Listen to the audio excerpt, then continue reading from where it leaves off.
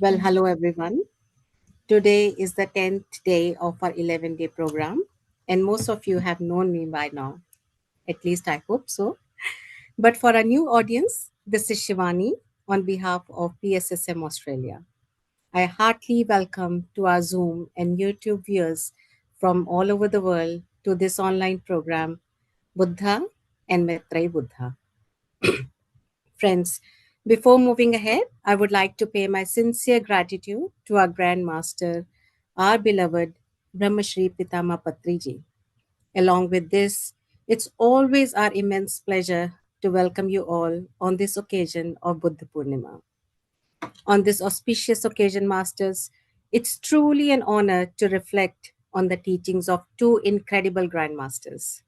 Buddha, who was a spiritual scientist, and Maitreya Buddha, our dearest Subhash Patriji, who is the symbol of friendship and kindness to all living beings. Gratitude to both. Friends, I'm going to tell you a very interesting fun fact about our guest today. So stay tuned. Our guest is a global spiritual teacher. He was born in India and later migrated to Australia. He is an IT professional from Chennai and completed his Master of Information Systems in Australia in year 2008. Even all achievements in materialistic world could not bring contentment to his soul. His search for truth and eternal happiness led him to practice intense meditation under the guidance of our Maitreya, Patriji. The quest ended during this period when he got all his answers about life, his purpose of life on earth, and life after death. Moving on footsteps of Patriji, a new teacher was born in 2011 to teach meditation and spiritual sciences. Since then, he had conducted hundreds of meditation workshops, self healing, self realization, and self mastery retreats in more than 30 countries. Coming to the fun fact, the impact of this master was so profound in these 3 years that Galactic Council has gifted him with 144 facet crystal. Another fun fact. I'm sure you're thinking, what is Galactic Council? I did. For those who don't know what Galactic Council is, it's an intergalactic organization which was created to deal with important matters in the universe, like races of 8 galaxies, those of known space, and other dimensions. Currently, he is the managing trustee of Agatya Pyramid Dhyana Ashram in Tamil Nadu, fulfilling the vision of Patriji of making this ashram as the international headquarters of silence. Along with infrastructure facilities, more than 3,000 spiritual and medicinal trees has been planted and well maintained. Many international participants from Vietnam, Malaysia, UK have attended self healing and silence retreats and benefited along with Indian participants. Known for his humor, deep insights, and realizations in his teachings, here I am presenting you all Master Pradeep Vijay. Sir, with great honor and heartful of gratitude, I now hand over this to you for wisdom sharing.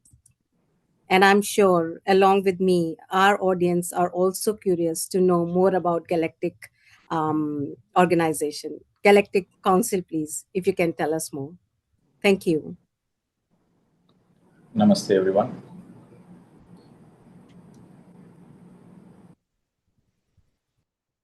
Is my voice clear? Yes, sir. Okay. Yes, we will speak about the Galactic Council. I just want to, because the screen is getting frozen, is it? I think Shivaniji's screen is getting frozen. Yes, it was for me, sir. I don't know. It's maybe my internet problem. You're okay. Okay. All right. So this is the first time I'm coming to this Australian platform, even though I hold Australian citizenship, and my entire spiritual journey happened in Australia. Australia is a country, which I have explored and I have realized myself, where I have done intense sadhana in Australia for about 2.5 years. Okay. So my spiritual journey started, I think, many lifetimes ago, probably. But in this lifetime, when I was a small child, and I was about 2.5 years old, I had this deep quest to know who am I, what am I, where did I come from, where will I go next? Why am I born in this particular family? What is this universe? What is this creation? So these were the very fundamental questions I used to ask my mother when I was a small boy.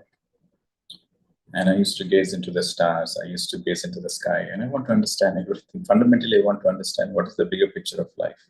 I want to understand what is life and where do I fit in this scheme of things.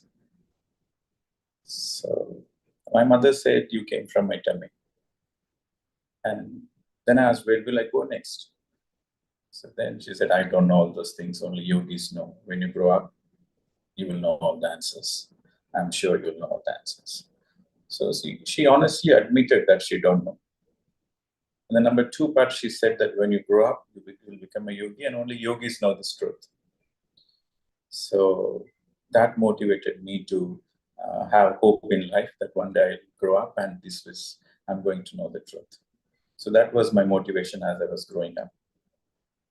And eventually, as I was growing up, other things came into the forefront, like education, pressure from the parents and the society to perform well. And so the quest was always there, but it was in the background. Once I finished my engineering, I did my engineering in Chennai. And I was born and brought up in two different states. Like I was born in Karnataka, brought up in Andhra, studied in Tamil Nadu, then migrated to Australia for my master degree, got my PR, got my job, everything well settled. So life was successful. But you got everything, whatever you wanted. Money, family, loving environment, everything was there. So that's when a deep void came within me to know what is the ultimate of life. So that deep void took me to my quest in my childhood. What is life?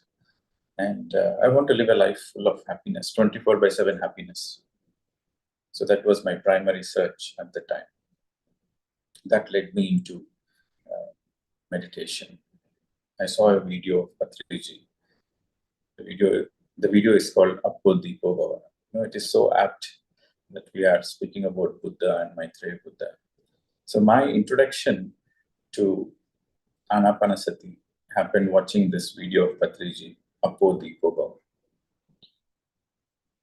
So these are the final words spoken by Gautama Buddha before he vacated the body.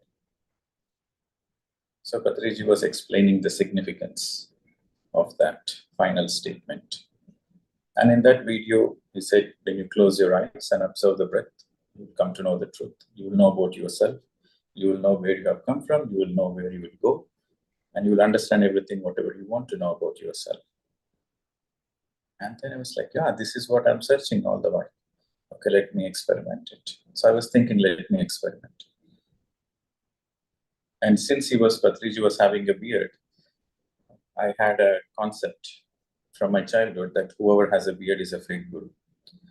In India, there are so many fake gurus. If he's a really enlightened person, what is the need for him to have a beard? What is the need for him to show that he's enlightened? So I was having this, people who had beard, I should not, believe in that person. But when I watched Patriji, he was having beard, but his words are very profound. And then the next statement he said is, you are God and everybody else is God. So when he said, you are God, that's the first time I heard somebody saying, you are God and everybody around you is God. So deep within my consciousness, it said like, yes, that is correct. So that statement, you are God, shifted my consciousness that moment. And it made me take him seriously and say, okay, let me experiment and see what is he up to. Is he really saying the truth? So I started experimenting for half an hour, closing the eyes, observing the breath. And for the half an hour, I was so happy without doing anything. just went into a bliss mode. And it was like, oh, half an hour of meditation can give me this much. So, what is this meditation? What is the ultimate of meditation? I wanted to do a little more and find out deeply. So that half an hour became 1 hour, 1 hour became 2 hours, 2 hours became 8 hours, one day, 1 week, 1 month, 1 year, 2 years, 2.5 years. Like that, it went on for 2.5 years. I was in the research mode. So I quit my job, I quit everything. I was only focused on researching my inner journey through this meditation. So I used to lock up myself in a room. I used to live in Melbourne in those days. So I used to lock up myself in a room and meditate for 8 to 10 hours per day and practice mindfulness, spend time in the nature. I don't know it was mindfulness in those days, but I used to do a lot of self-research and self-experiments. I used to go for 2-3 hours of swim in the local council pool and enjoy some steam bath and sauna bath. So about 2 to 3 hours I used to go out, and the rest of the time always inside. I used to either meditate or listen to music or read books, read spiritual books. So this is how I spent 2.5 years. And once in a while, occasionally, I used to travel around and travel to other countries also in exploration and discovering many things, realizing many things. But most of the time, yes, I was spending either in meditation or time in the nature. I used to go to waterfalls, go to beaches, ocean shores, and gazing into the trees, stars, birds, and I will disappear. So that was my blissful days of 2.5 years. And after that, I realized that I'm in an extreme spiritual path. See, by the 2.5 years time, I realized myself. Whatever I want to know about myself, it just came to me as a realization. I cannot say it is on that particular day I realized, but it is like a sequence. It's like a process. It's like a spectrum. I become an evolved person. The first significant thing happened to me was within 2 days of meditation, my consciousness shifted that I became a vegetarian. Like, I don't want to eat meat. I don't want to, the very thought that I'm killing an animal for my food was very disgusting to me. So that was the first shift in my consciousness within a couple of days. And within a week of meditation, all my identities dropped away naturally on its own. I used to have this identity that I'm an Indian, I'm a male, I'm an engineer, I belong to this community, I'm smart, I'm this, I'm that. There's a lot of labels. So one by one, all those identities started shedding away on its own. And I realized I'm pure consciousness, like I'm pure energy. So all the identities disappeared. So that was a very interesting thing which happened to me within 1 week of that intense meditation. And then, then went on to experimenting, okay, how it would be without eating food. So I stopped eating food for 15 days, only on water. So how it was. And, walking mindfully, gazing deep into the eyes of animals and connecting with the trees, connecting with the nature. So when I connect with the nature, I disappear. Okay, so I merge with it. When I will be walking on the way to going to the swimming pool. I will be walking, and then suddenly a tree attracts me, and I will be gazing at the tree, and I disappear. The tree disappears, and I'll be standing there for 45 minutes. So those kind of interesting things were happening in those days. And when I was sitting on the, ocean shore, or I was sitting near the waterfalls, I just simply disappear. The identities go away. I simply disappear. I get into this nothingness. And also simultaneously, I get into everything. So where I feel everything is me and I'm everything. And at the same time, I'm nothing. Right? I'm deep emptiness. At the same time, I'm complete. So those kind of experiments, those kind of intense results, my own results out of my own experiments gave me the motivation to research more on this meditation and the spiritual path. When I started this journey, I had no clue that I would be intensely doing this research. I thought I will experiment for 2-3 days. But the transformation which I had within me motivated me to see what is the dead end of it. I want to see the dead end of meditation, what meditation can ultimately give me. So after my own realization, I also realized that I'm in extreme spiritual path. So then I heard from Patriji that middle path is a must. When you are in the middle path, then you progress more intensely in spirituality, in your spiritual journey. And nirvana, the real nirvana is in samsara. So then I took up the challenge because for 2.5 years, I was into that extreme spiritual side of uh, experimenting, almost like I was a hermit, disconnected from the outside world. I won't speak to anybody. Parents got disconnected, friends got disconnected because everybody thought I'm crazy. Most of the time, I'm in silence, and when I speak, they get fearful. I used to say, the day I realized that there is no death, I called my mother. I want to really share this joyful news. I called my mother. She was in India at the time, and I called her and I said, "Yeah, there is a good news. There is actually no death," and I realized it. So we will have a deal. When you vacate the body, I won't cry. So when I vacate the body, you don't cry. So this is the deal we are going to have. And she was like frightened, and she started crying. And for the next 10 days, whenever my phone rings, she doesn't pick up the phone.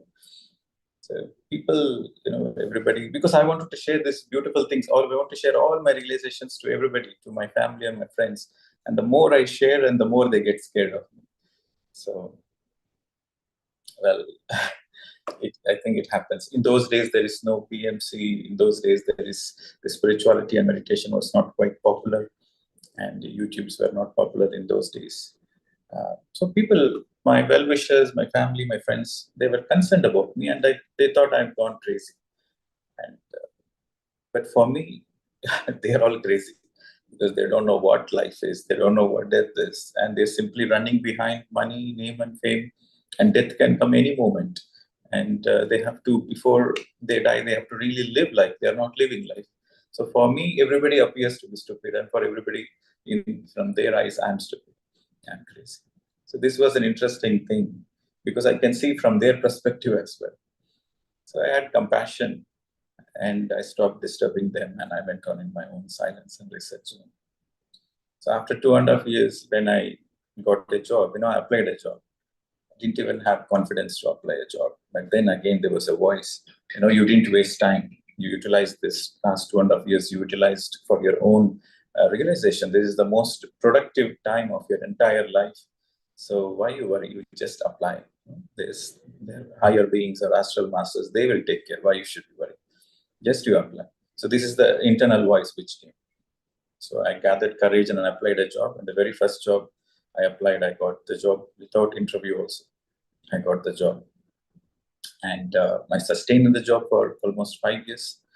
And so lot of magic, lot of miracles. And yeah, so then from then on, the Galactic Council, the star being started contacting me from the year 2012. And I was working with many beings from the other dimensions. So it was all, fun. For me, this is the real fun of life in those days. And yeah, in the year 2014, uh, it was really interesting. This madam, I think Shivaniji was introducing. She said that the Galactic Council have recognized my 3 years' work and they've gifted me the crystal. So when I look back, yeah, maybe it might be the case. Because I started teaching after 2010. After my intense research, I started teaching people around. Uh, because once I got a job, then people thought I'm okay, I'm a normal person. So then people started listening to me. So job helped me to uh, be one among the people, and so in that way, then my friends started listening to me. My parents started listening to me. So they thought, okay, this fellow has something because his eyes are no more the same. His approach of life is no more the same, and he's happy all the time. And also, he's doing work and he's earning money. And okay, so fine. So they are all happy, and they started listening. So that's when I started traveling and I started teaching also.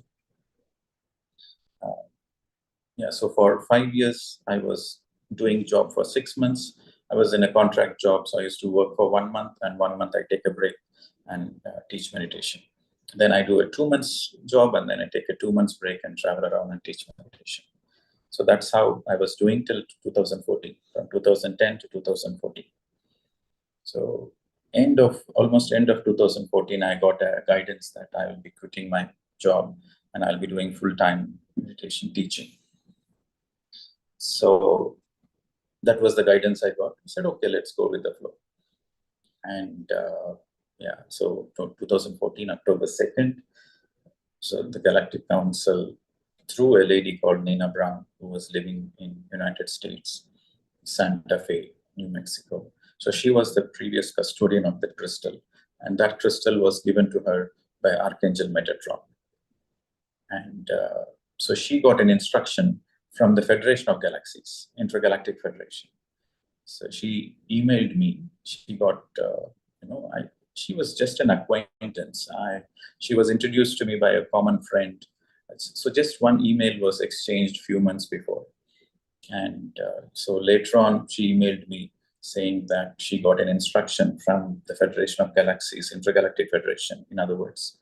And she was so excited that that is the first time she got this communication. Before, she used to contact angels and star beings, but that was the first time she got the command. She said, I got a command from Federation of Galaxies to hand over the crystal to you.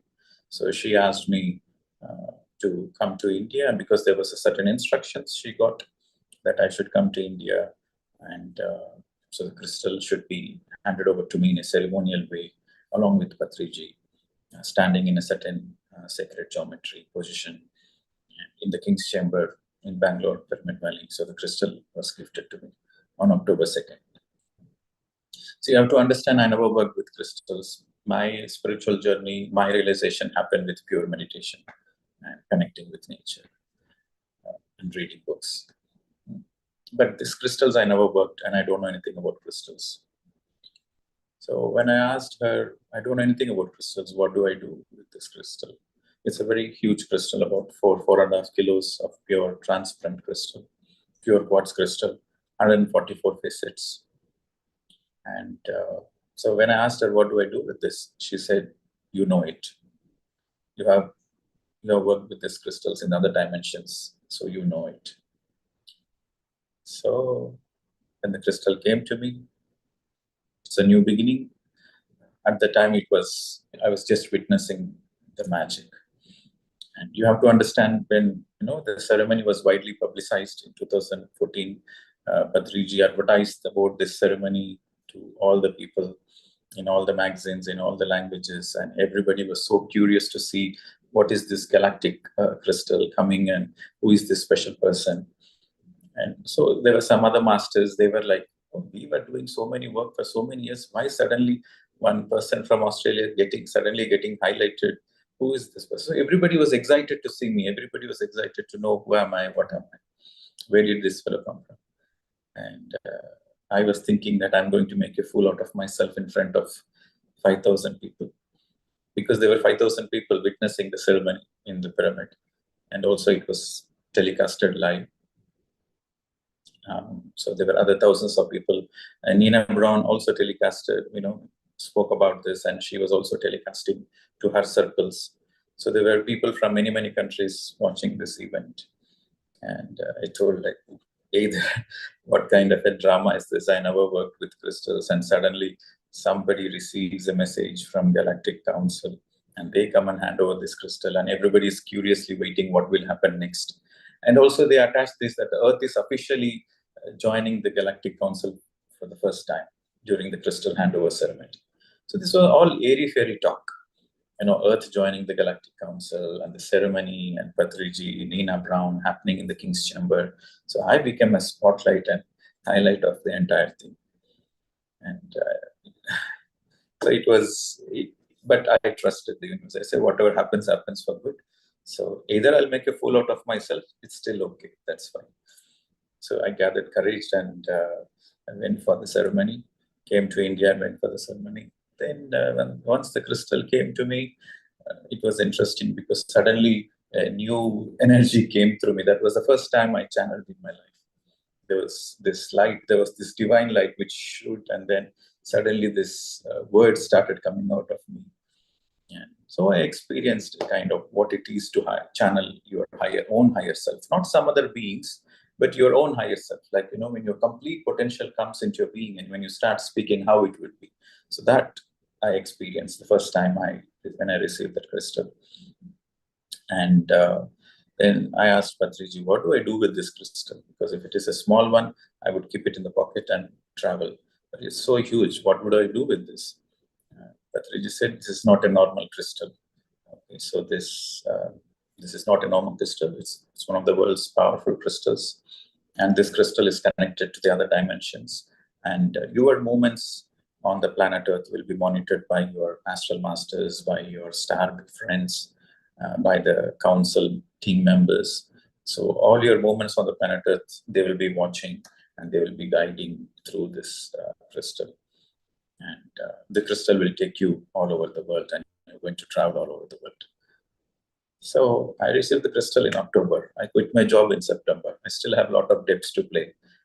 My credit card debts were still there. But since I got the guidance to quit the job, and I also felt deeply that my passion is only in teaching meditation, so I quit the job, let's see how the universe is going to support me as an experiment.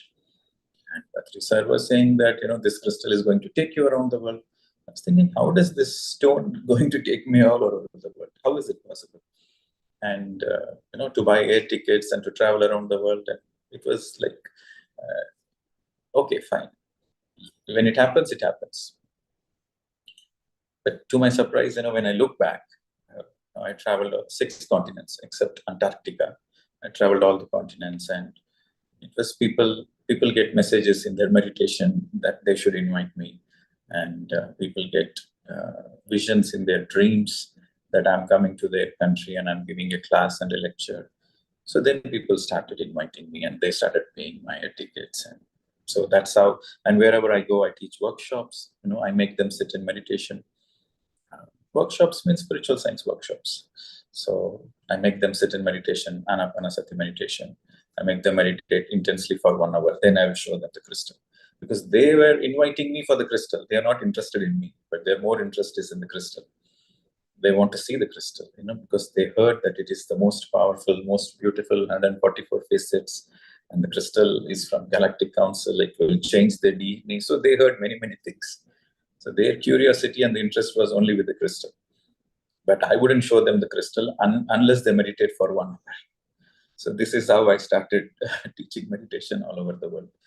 And after I received in 2014, and in 2015, end of 2015, again I received a message that I should program the crystal, because the crystal was the programming of the crystal still is not 100% my energy, so I should program the crystal. I was like, I don't know how to program the crystal. I never worked with crystals. I don't know how to program it. And, when I asked, what do I do with the crystal? Patricia simply said, it was in 2014, right? 2014, after I received the crystal, Patricia said, this crystal will take you around the world. This is not a normal crystal. And anyway, you're teaching meditation. So place the crystal in front of them on a table and ask them to do meditation. You do your job, the crystal will do its job. So this is what he motivated me. So I was doing only that. So whoever comes into the crystal meditation, I used to ask them to gaze into the crystal for 30 seconds and then close the eyes and do anapanasati meditation. That's it. No guided meditations, no healing, nothing. Just observe your breath. The crystal will do its job, you do your job. So this is how I've been going on for 1.5 years till end of 2015. Then I got a message that, see, you have to understand, when I say I got a message, it's not like I hear the voice or something like that. I feel deeply within me. Intuitively, I feel within me. And also, at the time, there was a crystal expert from America. They came to India to visit me to see this crystal. And they said that, oh, this is a very powerful crystal. This is the most powerful we have ever seen. And I don't know how you're handling this crystal. This is like a missile energy. And I think, you are fully protected. It's your astral masters who are protecting you. It's not possible to hold this much of energy and anchor in this much of energy. So you are divinely guided. And so they said, okay, you should program your own energy. You should program with the crystal, and then you will be able to do more work with the crystal. And I also intuitively felt, yes, it makes sense, it is correct. So when I say I receive a message, that means somebody is saying something to me, and I feel it is correct within my being, my intuition says correct, then I follow it. Many times, many people say many things. I don't resonate with it. I don't feel right. I discard it. I don't care about it. So then I asked them, okay, I will do the programming, but you teach me how to do the programming. And they said, yeah, we would teach, but not with this crystal. With this crystal, we are not capable to program it. Only you have to program it, and you already know how to program it. And okay, again, fairy fairy language. How do I know how to program it? So again, the only thing I know is meditation. So I took the crystal to a nearby pyramid. I was in Raipur at the time, Chhattisgarh. So I took that crystal to the pyramid, sat in the king's chamber, and placed the crystal in front of me. And I said, the only thing I know is to surrender. So I surrender. Whatever needs to happen, let it happen. So I let go of my mind. I let go of all the identities, and from the heart space, I just surrendered. So in that space, I completely disappeared. Me as a being disappeared, and there was only a light I can feel. Then the crystal disappeared, and the crystal not disappeared. The crystal transformed into light. So my light and the crystal light fused. There was a fusion of that, and then there was this inner voice which said, "Whatever you think deeply in your heart will be programmed in the crystal." So then I said, "Okay, whoever comes in the presence of the crystal, their true potential should get activated. Their true potential of kindness, compassion, friendship, oneness, love, these qualities should get activated."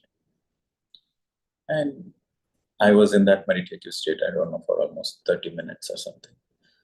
So then after that, I came down, and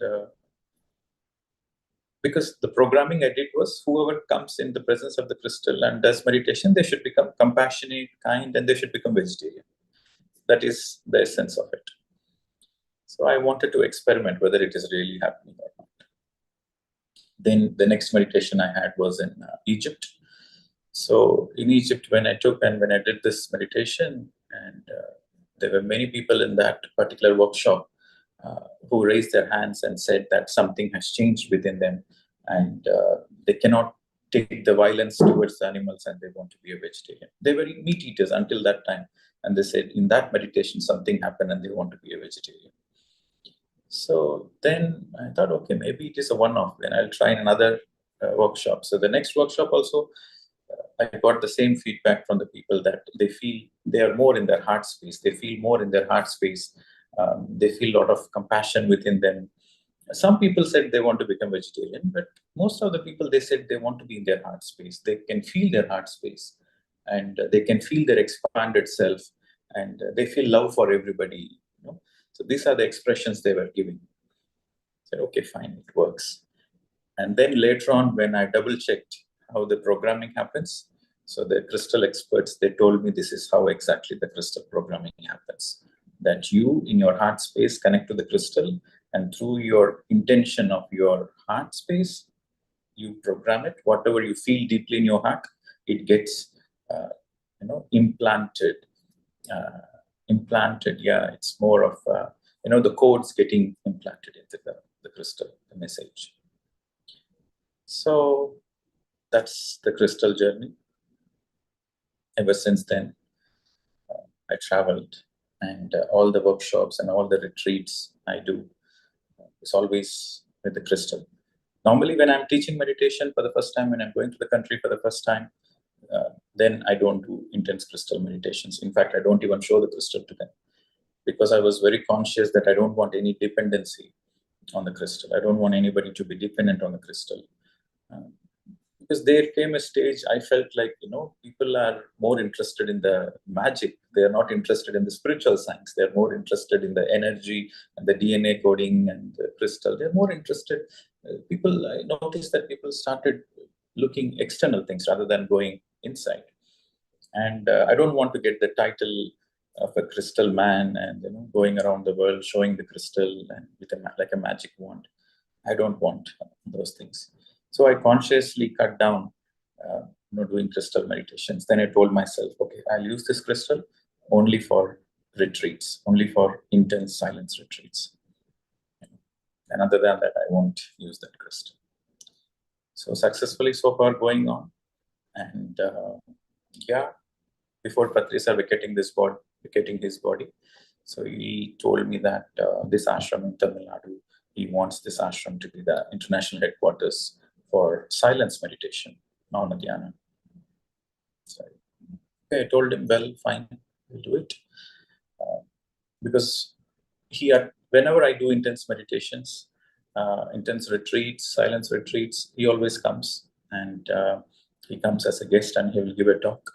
See, I travel around the world. I used to travel 4 to 5 countries per month, and most of my teaching was outside India. I never taught Indians until COVID. So, because so many people are there in India. So all my sadhana happened in Australia. My teachings also happened in Australia. So I never taught to Indians until COVID 2020. I came to India for a 1 week visit. The airspace got closed. So that's how I ended up staying in India. And yeah, so Patricia said, you will be in India.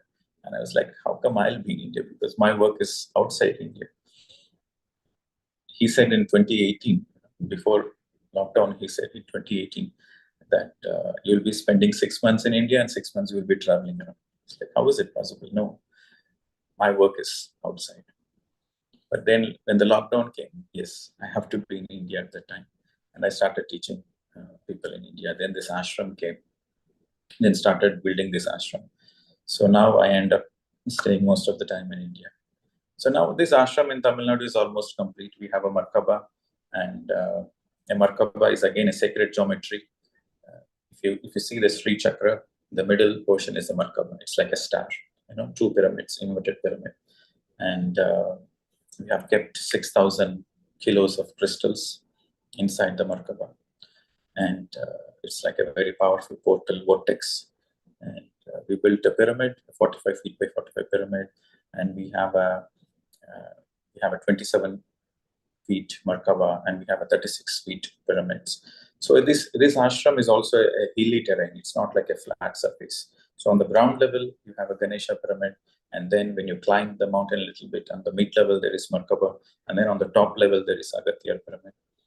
So almost 80% of the work is done. We have accommodations, the entire facilities to host international programs and retreats. So this work is almost done. And now I'm guided to shift my work to UK and Switzerland. So in UK, also we are establishing meditation centers, and soon we'll be building a similar ashram in UK.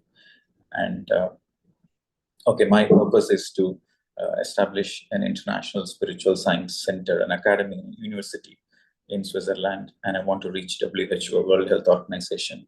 I want to take this meditation to the United Nations so that the United Nations recommends meditation. Once the United Nations adopts this meditation, then every country will adapt naturally. So this is how the world is going to spiritualize. And, we cannot keep traveling from one country to one country, teach meditations in groups. Now it should go through the government. So this is what I'm working on currently. I'm currently working on a lot of research and a lot of data, and working with NGOs, working with influential people, working with billionaires who have a similar vision. And yes, this meditation has to reach out to the whole world.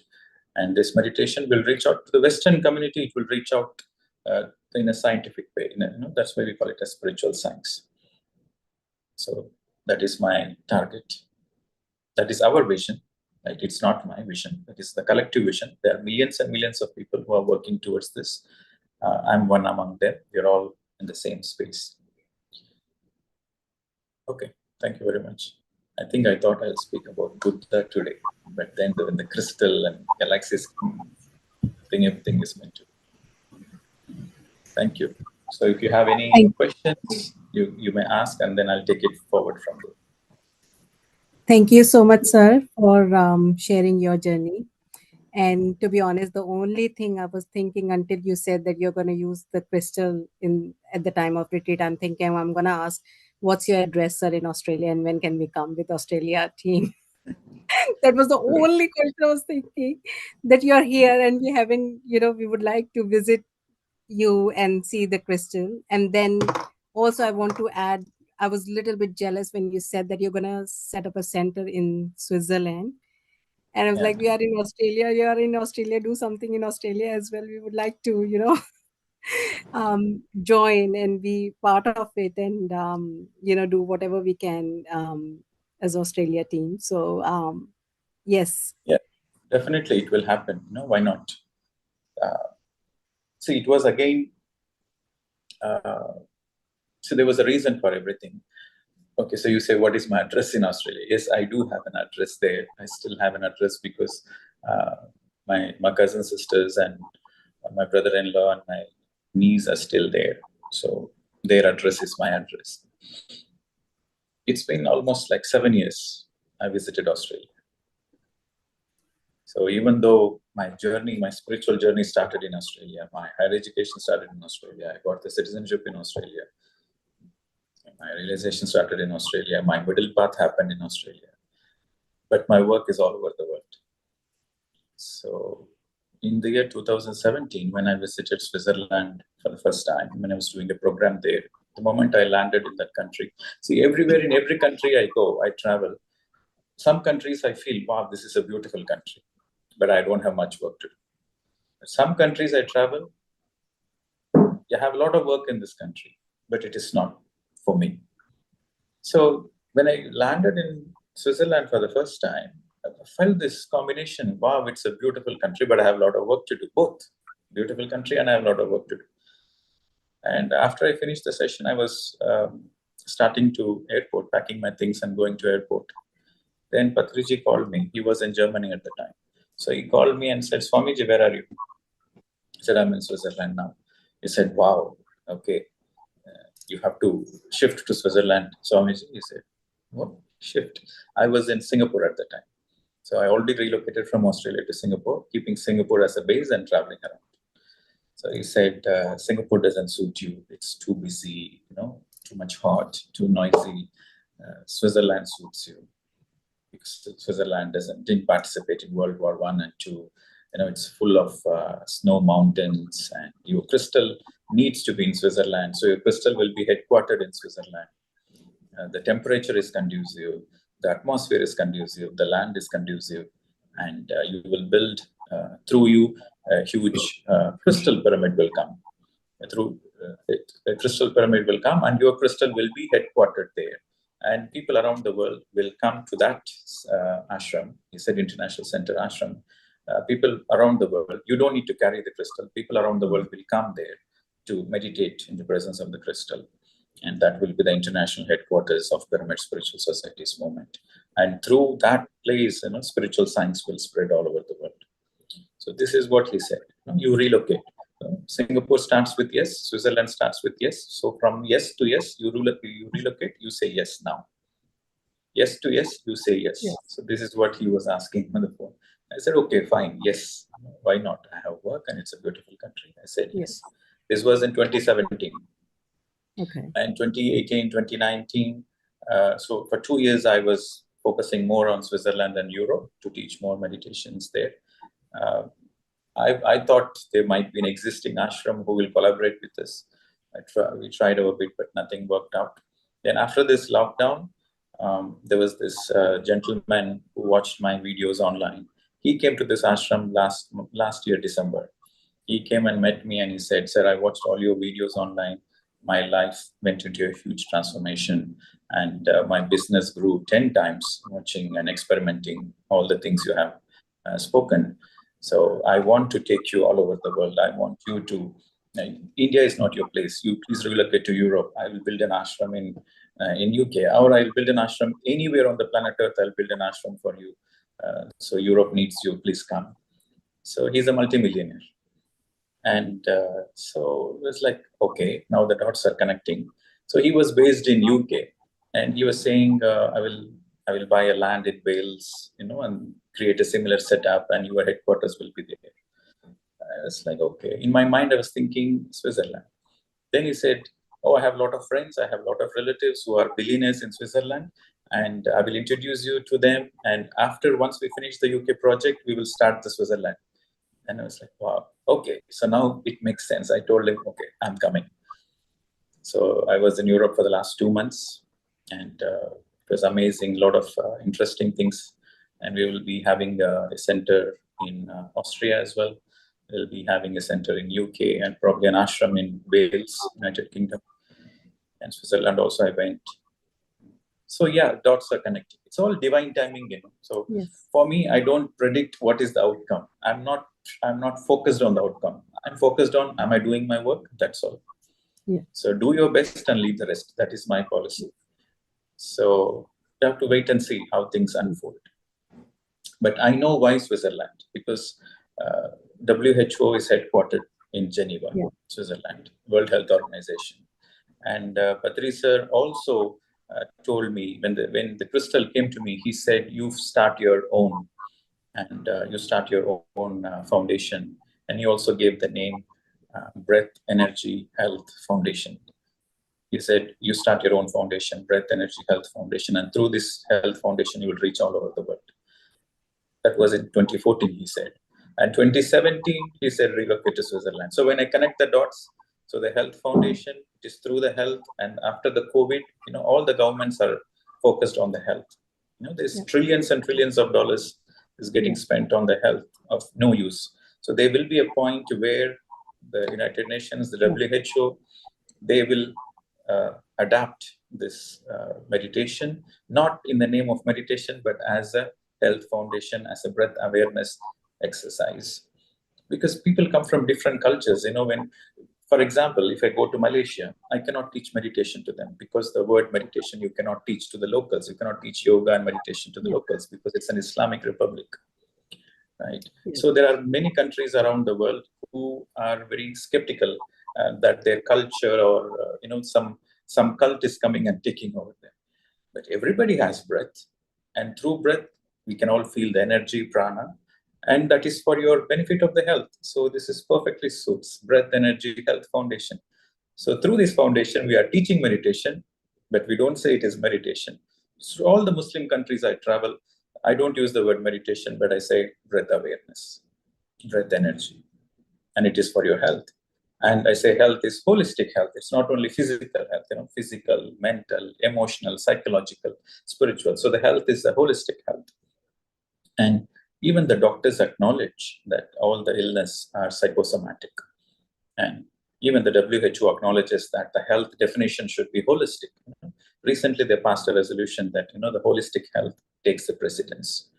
So things are moving in a very grand manner. And well, yes, coming back to the crystal, when they gave me the crystal, they said the Earth will go through a huge shift and transformation around the year 2033. So from 2014, they said from 2014, the Earth has a grace period till 2034, like 20 years of grace period. So in this 20 years, the humanity will have an opportunity to shift in their consciousness. The humanity has an opportunity to raise their level of vibration and take a quantum leap. And for the people who don't shift their consciousness, who are not willing to shift from 3D to 5D, okay, from third dimension to fifth dimension. Third dimension simply means survival based, fear based. Fifth dimension means based on love, compassion. 3D is competitive world. 5D is collaborative world, cooperative world, compassionate world. So from competition, you have to get into collaboration, compassion. So co-creation, collaboration, compassion, co-creation. So this is the shift from 3D to 5D. So they said, like, by 2034, people who are not willing to, upgrade themselves from 3D to 5D, they have to leave the planet Earth. Their higher self will come and give a call, and they have to vacate. And they will go eventually to the dimensions which suits their evolution. Earth is no more for that kind of people who are still into fear, control, power and all those things. And so when I was watching from 2014 what's happening, the events around, there was very crystal clear messages given in those days during the crystal ceremony, where that there will be a shift in the political system, there will be a shift in the financial system, education system, every department will go through a shift. And so when I see that, yes, it is happening slowly, it is happening. And COVID is one major junction where it shook the people's consciousness, and they started. Many people they quit their jobs because they were working because of survival, because of fear, and they quit their jobs and they say death can come any moment, so I better do the job which I like, right? And also people started letting go of luxuries, and people started letting go of having 2 houses and 3 houses. People started focusing on living a meaningful life. you know, People had money, but they cannot buy oxygen, or even they have oxygen, they cannot breathe. They have money to go to the super specialty hospital, but their life is not guaranteed by the doctors. So they saw the futility of the medical system, and medical system is more of more of emergency situations. Medical system might come into a play. It's more of assisting you to postpone the suffering rather than healing or curing. Okay, so many people realized all those things. And in fact, if you see, it's during the COVID, a lot of people came into meditation. A lot of people came into meditation. It is during the time of COVID, the Zoom became popular, the online channels became popular. 2008, when I started my journey, there was not much information online. Now, meditation is coming into your WhatsApp. Meditation is coming in your doorsteps. Any YouTube channel you open, everybody's speaking about meditation. Everybody's speaking about dharma, karma. Everybody's speaking about chakra system, and it's getting widely popular now. And with in this phase, I'm sure that by 2033, a huge impact, the conscious upgrade will be there among the humanity. So yeah, it's interesting times. So what I'm trying to say was the next 10 years is all we have to do something for ourselves and also to help our fellow human beings. So the next 10 years is very, very crucial. And after 10 years, it is the golden age. And people, you cannot find people who are greedy. You cannot find people who are vibrating in the fear consciousness. And the money, the currency, and everything will go through a shift in the change. The majority will tilt. See, now on the planet Earth, the majority is 3D, people who are in third dimension. But by 2034, the majority will be the people who are living in fifth dimension.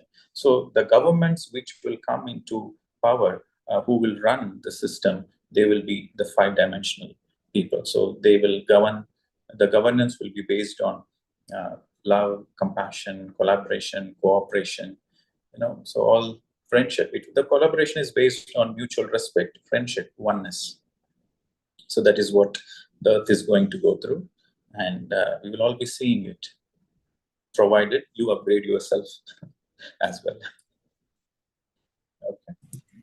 Thank you so much, sir. I will take the questions now, but I request all masters to please ask one question at a time, so that everyone gets the opportunity. I'll start with Namita, please. Namaste, sir. Thank you so much for joining us and accepting our invite. I know Shivani said only one question, but I have a million questions to ask after what you mentioned, but I try to be only one.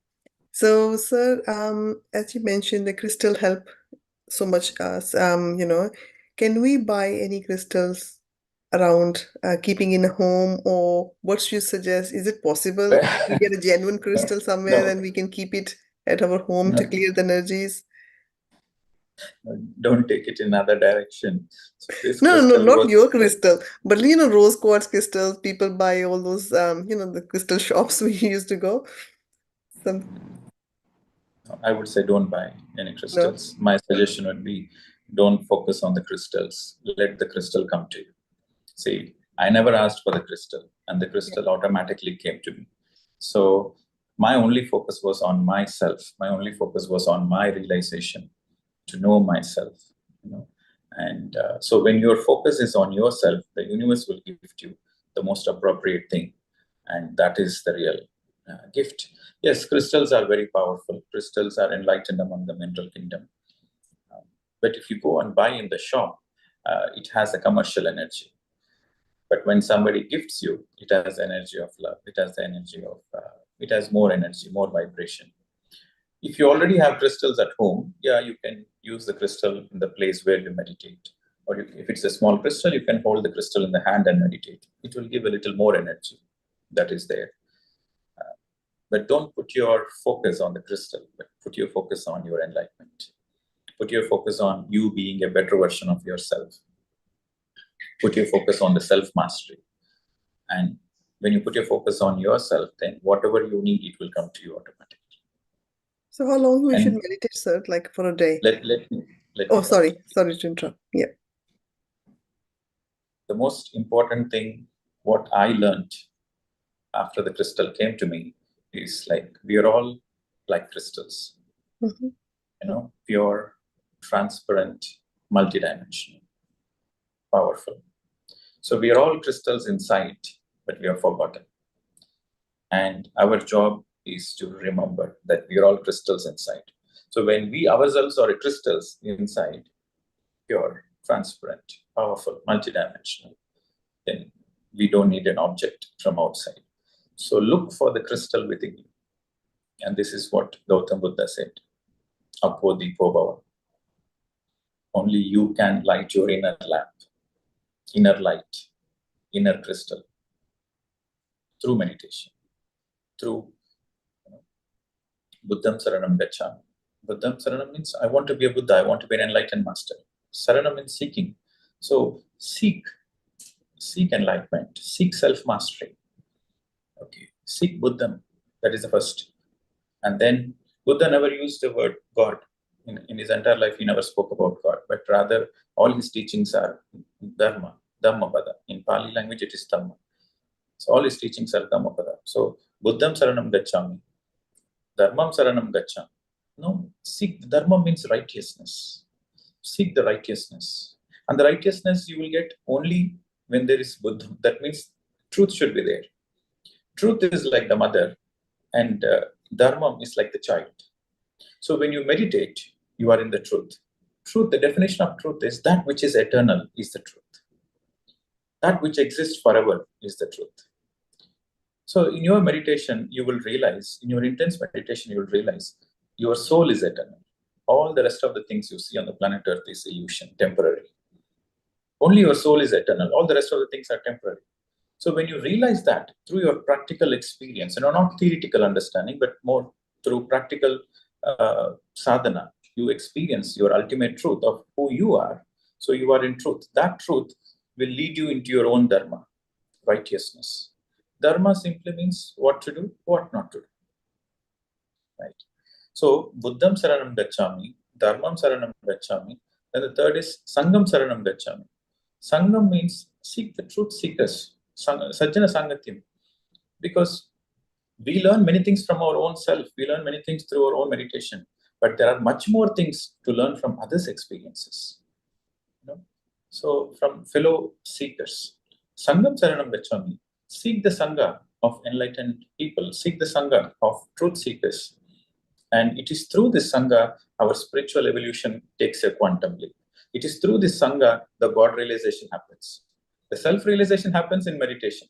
The God realization happens only when you're in the Sangha. When you serve others unconditionally, that's when you realize you and me are the same. The other person is the same.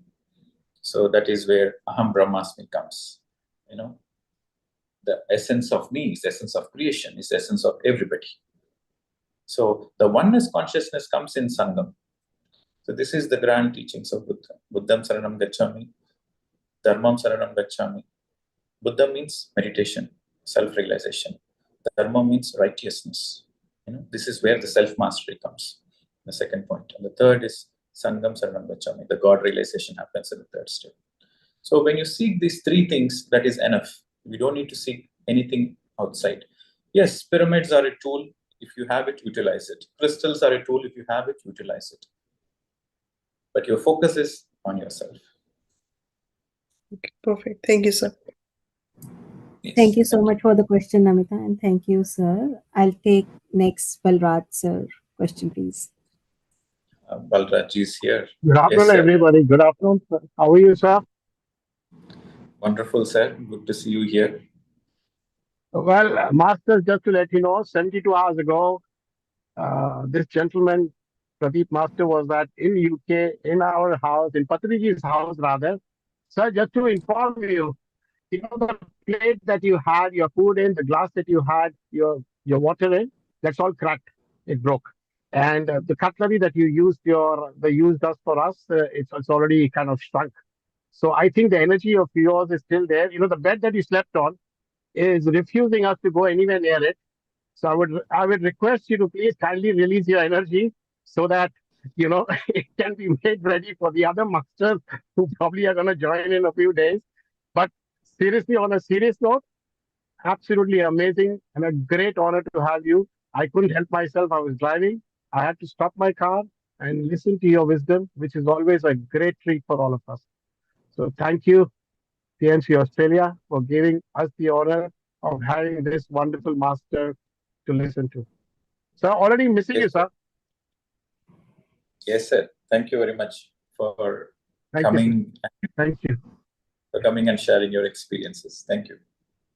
And it is, Thank yeah. you. So I used to think myself like, um, I had this vision when I was doing my intense meditation. I had this vision that I will be having an ashram in Australia. So I was thinking like maybe the ashram will be near the Great Ocean Road, near the lone forest area, so overlooking the ocean. And my vision was like, anybody who comes into that ashram for 1 week and they stay there, and the moment they go out, they are no more the same person.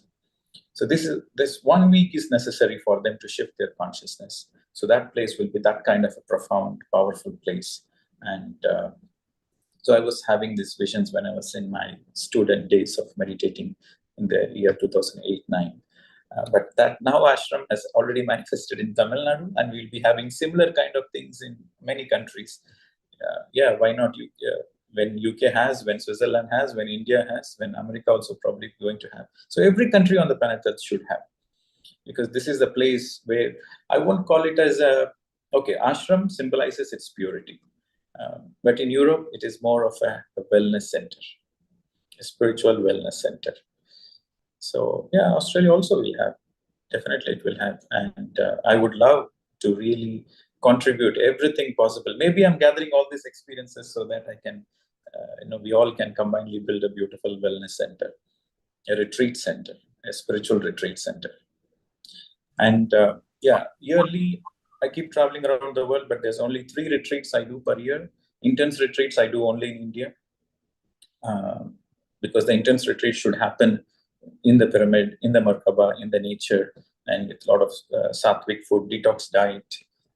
So the intense meditation, the retreat will be like 10 hours per day, full of silence, complete silence and mindfulness. And detox diet also will be there. So it's like a ICU, spiritual ICU, intense care unit. So only 22 people I take. And last week, or I think 10 days ago, I have released the dates for November and December. So only November, December, January, 3 months I do this retreat per year. So November, one retreat. The last 10 days of November is the first retreat. The last 10 days of December during the Christmas time is the second retreat. And if any of you are interested, you have to call the ashram, Agatya Pyramid Ashram, and I'll tell you the number. So I will. So it is 8525044990. Again, I repeat, it's 8525044990. You can WhatsApp, and so this number will be handled by a lady called Swarnashri, and she's the ashram in charge, and she will take the registrations if anybody is guided to be part of this. Okay, and so it's going to be a paid retreat, very nominal charge to take care of your accommodation and food, but the retreat as such is a gift. The retreat as such is a gift, but just to take the accommodation and food cost, we are charging 45,000, but that goes as a donation to the ashram. So you contact the ashram and make yourself available if your soul is guided to experience what this retreat is like. Okay, thank you. So we'll go to the Thank you next so question. much. Thank you so much, Balraj sir, for sharing your experience. And thank you so much, sir. Now that you have said that why not Australia have it, I'm sure in near future that will happen as well. And we are so looking forward to it. And coming to our next question from Kalpana ji now, please. Thank you, Pradeep sir. Thank you so much for being here. I really enjoyed the session, sir. My question is, Where you are from, madam? Australia, Is sir. everyone in Australia? Australia, sir. Canberra. Sir, can you please shed some light on karma, sir? Concept of karma. It's very simple. As you sow, so you reap. Whatever you do comes back to you. And karma is a learning tool. It's not a punishment system. It is through the karma we learn the lessons. It is like, when you are studying mathematics, you have a geometry box. So that was a tool. So using the geometry box, using the compass and protractor, you learn mathematics in a much more deeper way. So it is a tool to learn. Similarly, karma is a tool to learn lessons, soul lessons. In the first, you do mistake, and then that becomes a karma. And when that karma is hanging on your back, so you are bound to learn certain lessons. And with that lessons, you become a little evolved. For example, I hurt you. So that becomes my karma. And then that karma means like what I do comes back to me. So somebody else will hurt me. And when somebody else hurts me, I feel the pain. I know the pain. So when I feel the pain, I know the pain, and I tell myself, oh, the pain is too much. I don't want to hurt anybody because it is too much to take it. So when I hurt you, I don't know what pain is. I don't know what you feel like. But when somebody hurts me, I feel it, I realize it. Yes, it's very hurtful. I don't want to do this. So I will never hurt anybody. So I learned a beautiful lesson not to hurt anybody. So it is because of that karma I learned. So in the soul evolution, the soul average takes about 400, anywhere between 350 to 400 lifetimes average. So in the first 200 lifetimes or so, the soul will do more and more bad karmas. The final lifetimes, the soul will do more and more good karmas while learning the lessons, while going through the karmic consequences. So karma is a beautiful tool through which we learn lessons. People might ask, oh, we have done so many karmas in our past lives where we are not aware of it, but now why we should go through these consequences in this lifetime? This is the answer. Karma is not a punishment. Don't see karma as a punishment, but see karma as a possibility of learning lessons.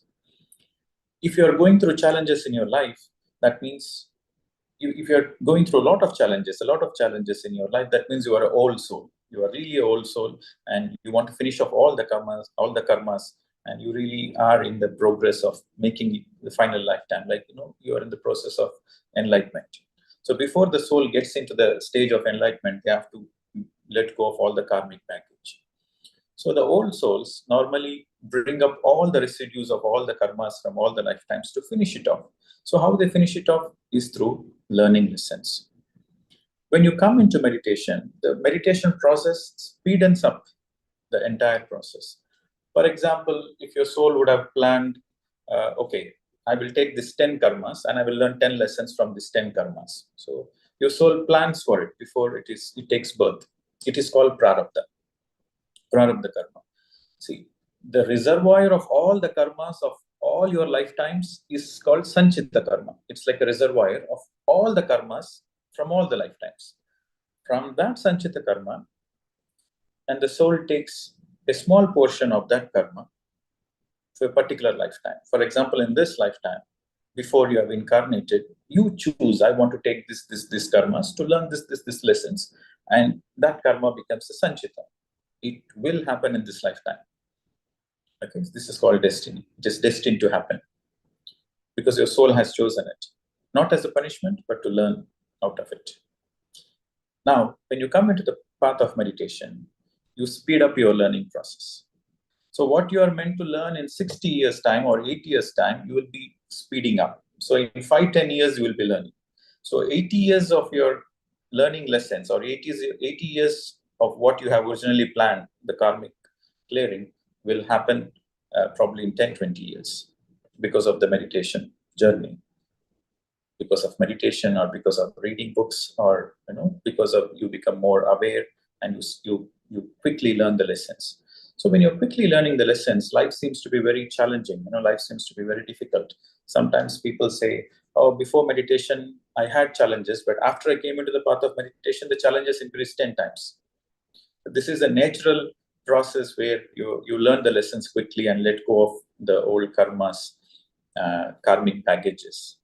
And then what happens, once your sanchita is finished, then automatically the soul takes from the, once the prarabdha is finished, the current lifetime prarabdha is finished, the soul automatically takes from the sanchita, from the reservoir, and starts working on all the karmas. So meditation helps you to burn all your karmas, which means meditation helps you to learn the lessons quickly. And when you do good karmas, like when you do service to others, if your actions are helpful to others, then the karmic baggage reduces.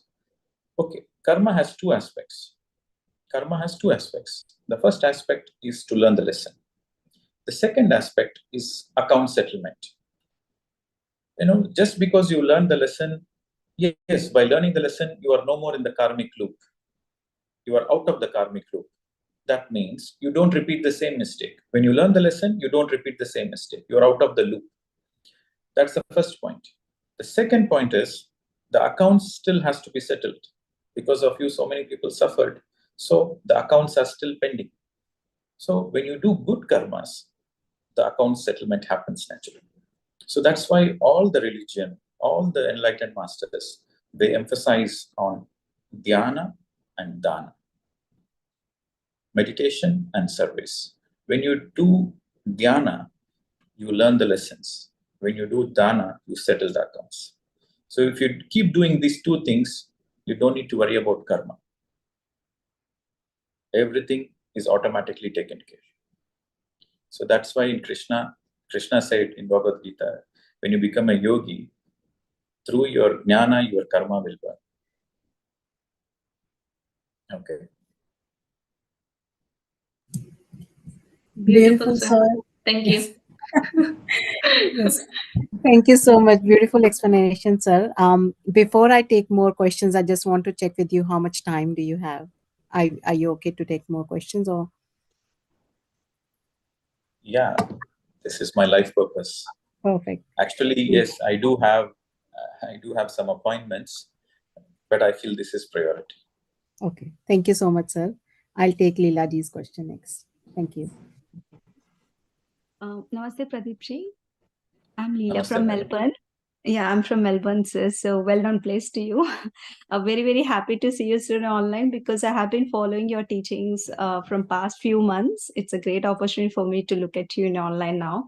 My question to you, sir, I would like to understand the more deeper aspect of like what's the purpose of our soul guides, astral masters, and angels. Are they like in our culture? Normally, people say that the more good karma you do, people will go to heaven and they become angels to help us in our path. Okay, first, what are the angels? In Indian tradition, we call devas and devatas. In the Western world, they call it as astral masters and angels and spirit guides. It's all one and the same. So they are. See, we have many dimensions, many lokas. So they are evolved beings, right? So they act as our guide. They come and support us. They come and help us in our evolution, in our journey. But what is the eligibility we have to receive their help? So the eligibility is punya. When you have more punya, that means when you have more good karmas in your account, then you become eligible to receive their help without you asking for it. So very naturally, the help will come in your way when you have good karmas. Okay. So yes, there are beings, higher masters and beings who are always willing to support you because that is part of the soul contract. They say that, okay, you are not alone. You go to earth and we are there. So that is the promise they give us. With that promise, we incarnate. right? So every time you sit in meditation, you can feel the guides. Either you can call it as spirit guides or astral masters or your higher self or angels. These are different words, different names given. But to make it simple, you understand that there is a divine guiding you. Okay. There is a So divine is light that guiding.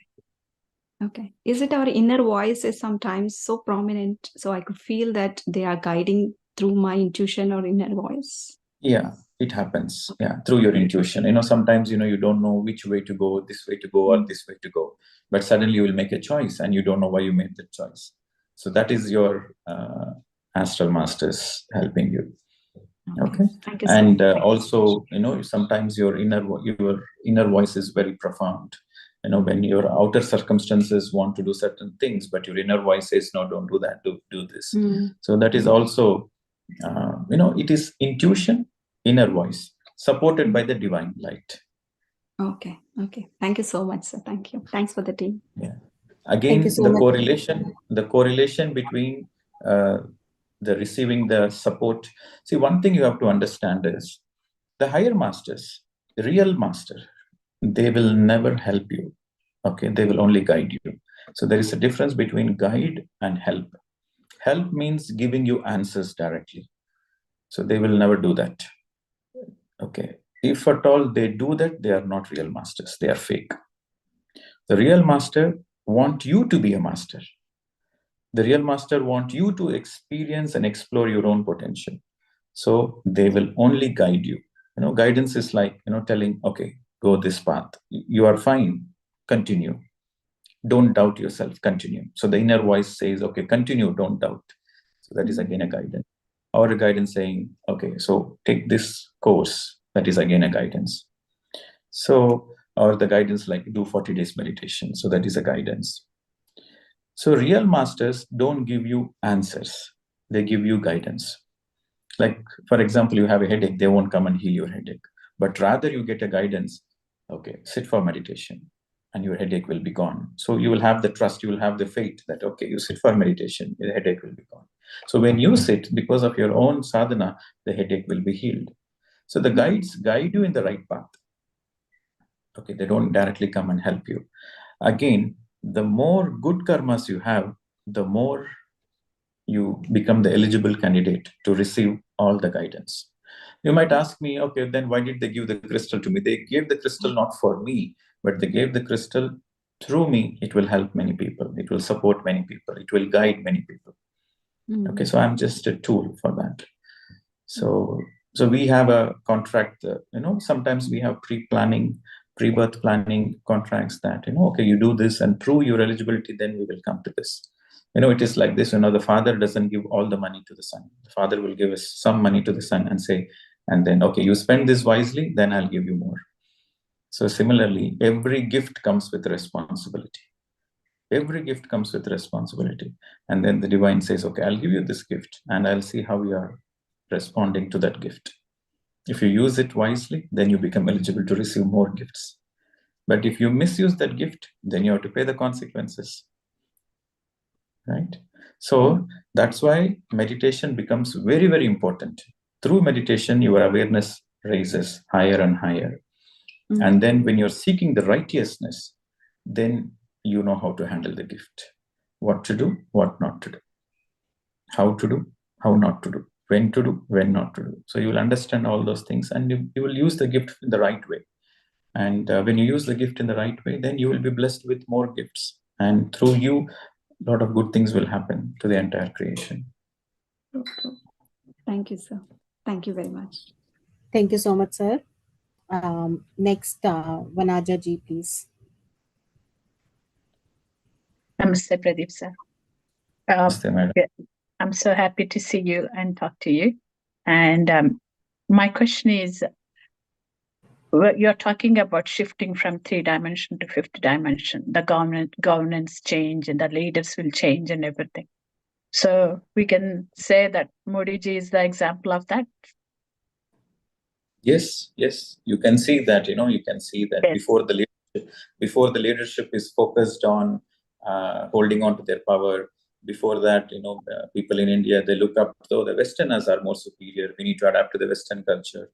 And then, there is a lot of vote bank politics. And now, after he came in, he was like an inspiration for many leaders around the world. Right? To say, okay, you work for your country, you stick to your roots. Okay, you value yourself. First, you have to value yourself. Then only others will value. You need to respect yourself. You need to respect your roots.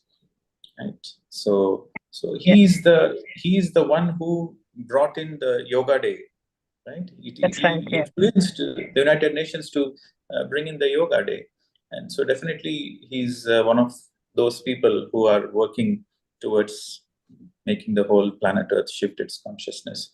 He's working from the political space. There are many leaders who are working in the education space, in the education department, in the financial space, in the spiritual space. Yeah, he's one among them. So can you guide us, like, what exactly we need to do to shift, to move into that kind of a 5-dimension? What sadhanas we need to do? Like simple. From I, go into we. Okay, helping others. So if you are always focusing on you, I, then you are in illness. When your focus is on we, then you are in wellness. So shifting from I to we is the shifting of the 3rd dimension to the 5th dimension. When you're focusing on I, that you want to be powerful, you want to be rich, and you want to be superior, and you want to be the boss, and you are in the competition, you want to be the number one. But it is we, then you want everybody to prosper. You are in collaboration, you are in cooperation, you are in coexistence. So it is a shift from I to we, and for that shift to happen, you need meditation, swadhyayam, sajjana sangatyam, guru sangatyam. So these are the things, only simple things. The more you do meditation, the more you naturally shift from I to we. The more you read spiritual books, the more naturally you shift from I to we.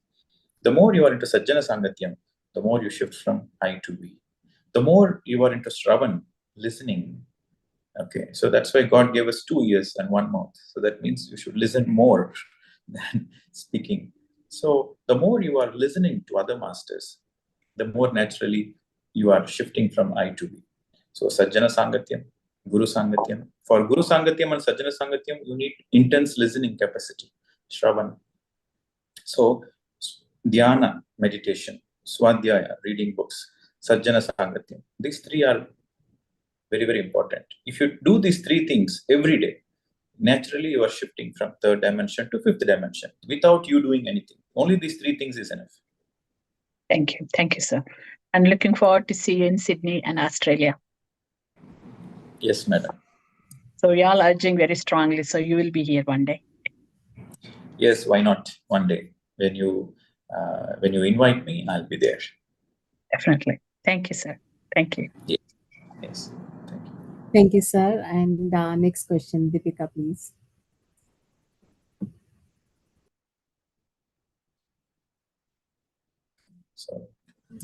So for the people who are asking the question, you please come on the video. Yes.